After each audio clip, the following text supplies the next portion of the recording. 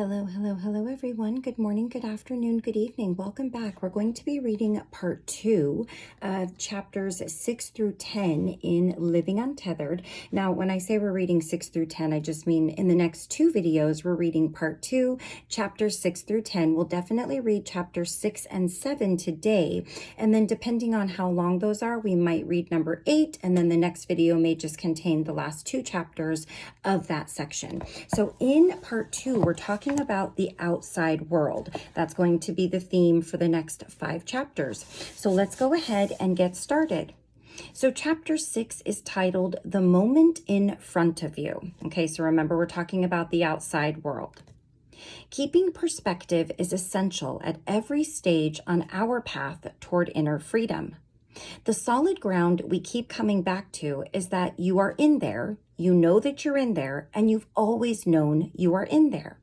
But you don't focus on the fact that you are in there because you are too absorbed by what is going on both inside and outside of you. You get lost in the objects of consciousness instead of focusing on the source of consciousness. Spiritual awakening is about untangling consciousness from the objects of consciousness. To do this, it will help tremendously to understand the nature of the objects of consciousness you deal with each day. We begin our exploration with the outside world. What you receive in through your 5 senses is a significant part of your daily experience.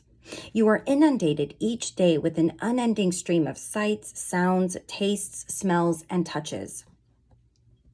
If we are going to explore what it is like to be you, the conscious being living within, we need to take the time to thoroughly understand the outside world, since it makes up such a major part of your life.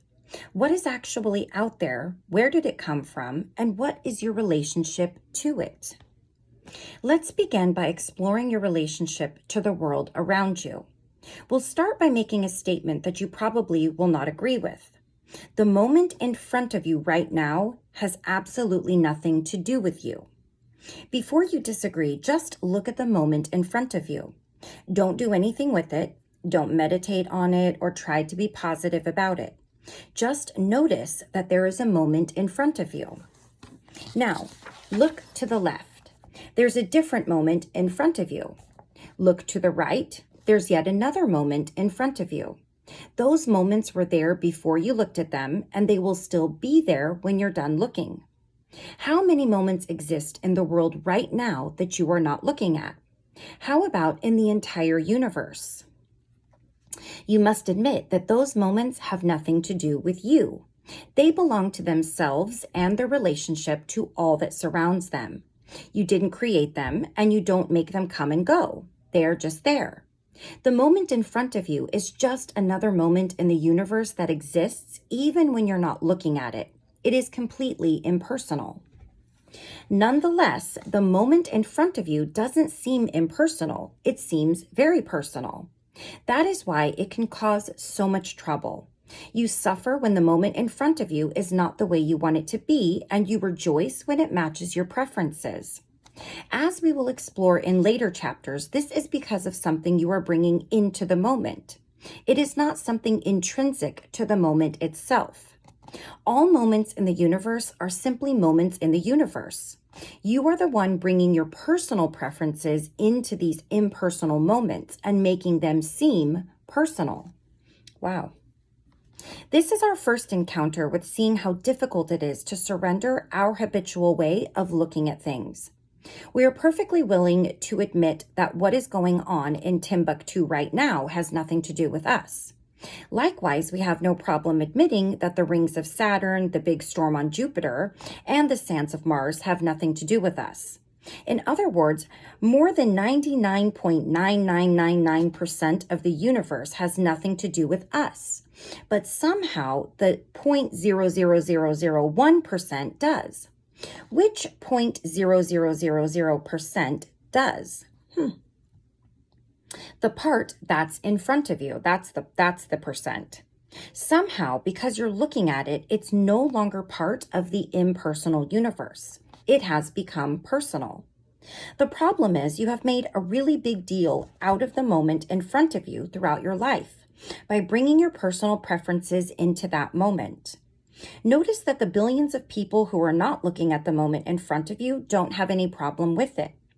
They couldn't care less about it. It's not stirring up their thoughts, and it's not stirring up their emotions. When you're no longer experiencing the moment, it generally won't be bothering you either. Instead, the moment you turn to next will be bothering you. Why is she sitting there? Who is she talking to? The lights are way too bright. All of a sudden, this new moment starts affecting you because you're looking at it.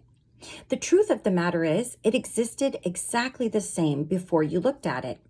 One of the most amazing things you will ever realize is that the moment in front of you is not bothering you. You are bothering yourself about the moment in front of you. It's not personal. You are making it personal. There are countless moments unfolding in the universe at any given time, and your relationship to all of them is exactly the same. You are the subject, they are the object. Once you realize this truth intellectually, it still won't look that way in your everyday life. To help, let's take a field trip out to Fisherman's Wharf in San Francisco, overlooking the beautiful Pacific Ocean. While you're gazing out there, ask yourself whether what you see in front of you has anything to do with you. You see waves, you see sea spray, you may even see some whales or sea lions. That just happens to be what is unfolding in front of you at that moment. If you had come on a different day or even a different hour, what you'd see would be quite different. But this would not bother you. It would only bother you if you came to the wharf with some personal preferences. I want to see a whale. I want to see the giant waves people told me about. With these preferences, you will have a very different experience than someone who simply came to see what the Pacific Ocean looked like that day. One person can simply enjoy the experience. The other has to struggle to make the experience match their personal preferences, or maybe their expectations. I would say that's a personal side note. In the case of the ocean, it is not difficult to see that the moment before you has nothing to do with you, and you have the right to simply enjoy the experience. Because you don't generally identify yourself with the ocean, this is easier to do than with the rest of your life. But let there be no doubt, your relationship to what is in front of you is always the same, whether you are looking at the ocean or at your life. These moments are just what happens to be happening at that particular time and place in the universe where you happen to be standing. None of it is personal. But since you seem to take the moment in front of you so personally, let's continue our exploration of the outside world by looking at where that moment came from and why it is the way it is. So Chapter 7, The World You Live In. If you want to know where the moment in front of you came from, it makes sense to go to our scientists. They have inquired about this as far back as Aristotle and Plato. From the beginning of our existence, humans have pondered, what did all this come from? What made it? Why is it here? If we ask scientists today, they will say that what you are looking at when you look at the outside world is actually a blending of much smaller objects. Your eyesight and all your senses are averaging molecular structures. As we've already explored, you are not actually looking out at the world. It is coming into you through your senses. To see how this works, let's examine the nature of color. When you look at the world, it certainly appears to have color. But other than light itself, objects have no color. The only reason you experience color is because the light bouncing off the objects has color. You see this when examining a prism. If you shine light through a prism, you will get different colors. It is called the electromagnetic spectrum. Light has different wavelengths, and you perceive each visible wavelength as color. Remember ROY-G-BIV, red, orange, yellow, green, blue, indigo, violet. They make up the colors of the visible part of the light spectrum. When light waves hit a physical object, the different atoms and molecules of that object absorb some frequencies of the light and reflect others. Objects themselves have no color. It is the light reflecting off them that has the different colors we perceive. This is a perfect example of how truth is not always what it appears to be. We will see this time and again as we examine the true nature of what consciousness experiences. Scientists used to think that the atom was the smallest possible unit and it could not be divided any further or subdivided any further. Today we understand that an atom is composed of electrons, neutrons, and protons. It forms the basic unit of everything we look at every day. We could stop right here and have some fun with the very personal way we look at things. For example, what exactly do you mean when you say you like something? What is it you claim to be liking? If you like the color of the wall, that's like saying you like the part of the electromagnetic spectrum and not other parts. Likewise, with any outside subject. Do you really like some atoms and not others? It gets a little weird, doesn't it? The truth is very powerful because all you're ever looking at is a bunch of atoms with light bouncing off of them. After hundreds of years of study, scientists have told us that atoms get pulled together into molecules through the laws of covalent and ionic bonds. This may sound complicated, but they are really just the laws of magnetism determining which atoms will bond together. These laws, in turn, determine what you will see in the outside world. Certainly, at this level, you can see that it's not personal. It has nothing to do with you. You don't decide which atoms or molecules bond together naturally. It's been going on all over the universe for billions of years. Our scientists have told us there are currently only 118 different types of atoms in the known universe, with 92 of them occurring naturally on Earth. These are what make up the periodic table of elements. The periodic table represents the building blocks of what you are seeing and interacting with every moment of your life.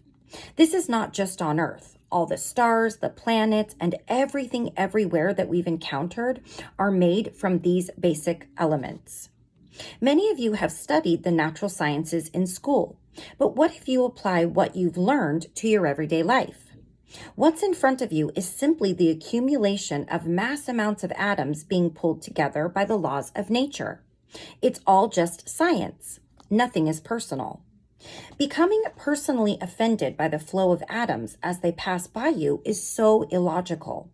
Why would you get upset because of how a bunch of atoms join together? Don't worry, before we're done, we will have fully explored the phenomena of getting personally upset over a bunch of atoms. From here, it gets really interesting because the question becomes, where did the atoms come from? Now we're inquiring about the origin of matter. Understanding where the atoms come from can give you a sense of your place in the universe. All that's happening in your daily life is your consciousness is looking at electrons, neutrons, and protons that have pulled together to form atoms and molecules. Since this is the world you live in, let's take time to explore where it all came from. Understanding this has the potential to alter your entire view of life. So we can go ahead and read chapter 8, I think, and then we'll stop there. Let me just take a check. Yeah, it's pretty short. Okay. Chapter 8, the origin of matter. If you study the origin of matter, you'll find that scientists throughout the world pretty much agree on a basic model of creation. They have an understanding that about 13.8 billion years ago, there was a giant explosion called the Big Bang. Prior to this explosion, it is thought that all the galaxies and everything within them, all the mass and matter of the universe, fit into a space smaller than an atom. This is modern science speaking, not some crazy theory. With awe and appreciation as our goal, let's explore how the science of creation can serve to liberate us spiritually. After the Big Bang, the energy expanding out was so hot that it didn't have any shape or form. It was just unbridled radiation. Within a fraction of a second, subatomic particles began to form from this energy field. No elements as we know them could form because the radiation was too hot, and it was expanding out at the speed of light. Thus, the entire universe was without form for about 380,000 years. After that, the radiation cooled down enough to where the fundamental forces of gravity and electromagnetism could pull the subatomic particles together to form the first atoms. We know these subatomic particles are electrons, neutrons, and protons. It was all born from the primordial energy field and the subatomic particles emanating from that field. Modern science calls this the quantum field, and quantum physics is the science that studies these subatomic particles and how they create matter as we know it. The first atoms were hydrogen because it is the simplest structure, one negative electron and one positive proton. Because of the force of magnetism, these particles attract each other to form an atom. As hydrogen atoms begin to form, masses and masses of thick hydrogen gas clouds accumulated. As these clouds thinned out, subatomic light particles called photons started to escape, and that was the beginning of light as we know it. Interesting that the Bible says, "In the beginning, the earth was without form and void, and darkness was upon the face of the deep." Genesis 1, verses 2. That is pretty close to how science sees it. In those beginning times, no light could escape from the ultra-thick gas clouds. Once the expansion thinned the clouds out enough, suddenly, "Let there be light," and there was light. Genesis 1, verses 3. It's amazing the similarity of the beginning of creation as told in Genesis and as presented in modern scientifically based cosmology. Now that we see where hydrogen atoms come from, we can explore the source of the other elements that make up our world. As the expansion slowed down even more, another one of the fundamental forces came into play, the force of gravity. Gravity, of course, is the force that has the effect of pulling together objects that have mass. Since hydrogen atoms have mass, as the atoms were pulled closer together, the gravity became so strong that it fused two atoms into one. When two hydrogen nuclei fuse into one, a helium atom is created. This process of fusing lighter elements into heavier ones is called nuclear fusion. And it's been going on throughout the universe for hundreds of millions of years. It is worth noting that every single time this fusion of two atoms takes place, there is a tremendous release of atomic energy. All of a sudden, nuclear explosions begin taking place throughout the universe, releasing powerful radiant energy.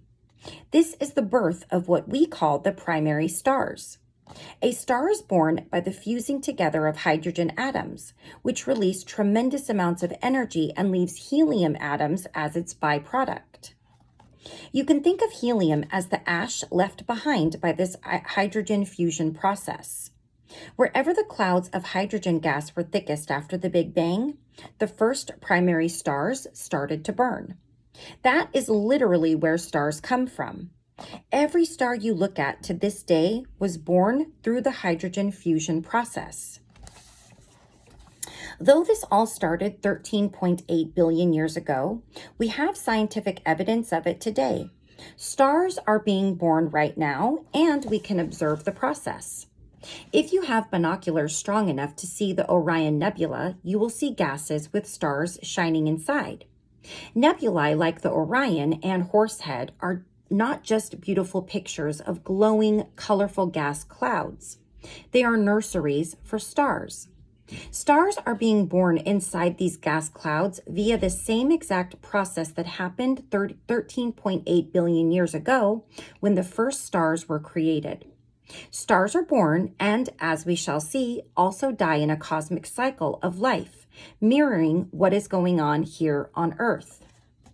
In our exploration thus far, we have a universe limited to hydrogen and helium gases and brilliant burning stars that light up the cosmos. But the outer world we interact with each day is much more complex.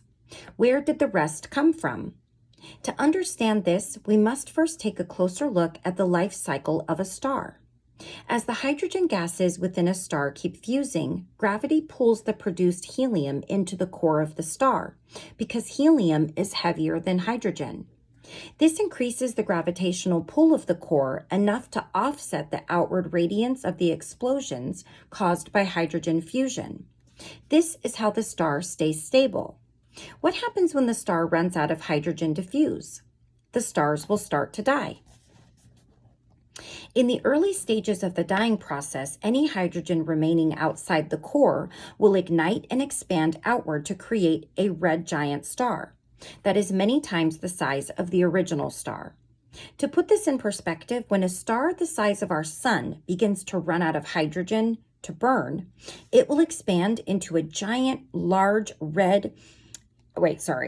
expand into a red giant, large enough to swallow the Earth. But don't worry, scientists estimate that our sun has enough hydrogen to burn for another 5 billion years. Meanwhile, a star stops fusing hydrogen. The gravitational pull of the helium core will become greater and greater because there are no longer fusion explosions to offset it. The star will start to collapse into its core.